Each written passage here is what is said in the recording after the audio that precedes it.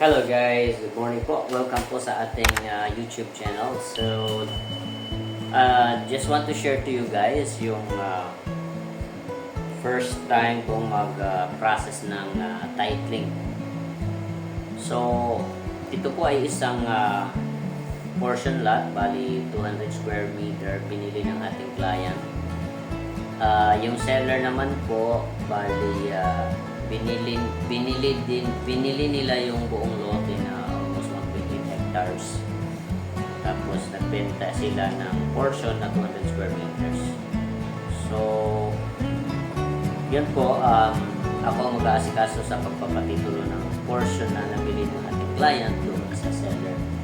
So, ang hinahawakan na document ng seller ay title, nakapangalan pa sa kapatid ng wife niya, kapatid ng husband niya. Hindi pa nila na-transfer yung title. So, extrajudicial settlement with sale pa lang yung hawak ng seller at saka yung title. So, unang steps dyan ay itra-transfer muna namin yung title name doon sa first seller dito sa second seller. Once ma-transfer na yon, kami naman ho ay magpa-process ng individual title dito sa 200 square meter na nabili ng aming client. So, ito po yung mga document, mga sample documents ng mga ganitong cases na ipapatitle nyo. AGS with sale. So, yan po ito, special power of attorney. Sa dalawa, tatlo, apat, lima, anim, pito, walo. So, 8 copies po. Ito po ay gagamitin natin para sa yun na nga, lahat-lahat na. Unang-una, babayaran yung gauge tax, state tax. Ito rin po, kailangan din po natin ng BARC certification. Ito yung BARC.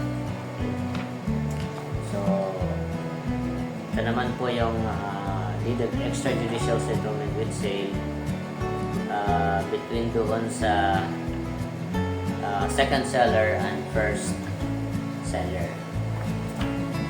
Ayan. At ito naman yung deed of sale between the second seller dito sa buyer ng portion lot na 200 square meter. Okay. At pinaka-importante din po is yung affidavit of transferors. So, ito naman po ang requirement para pag-transfer ng title from the first seller to the second seller.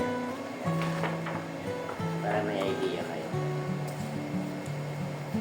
So, ganito po yung mga documents na kailangan.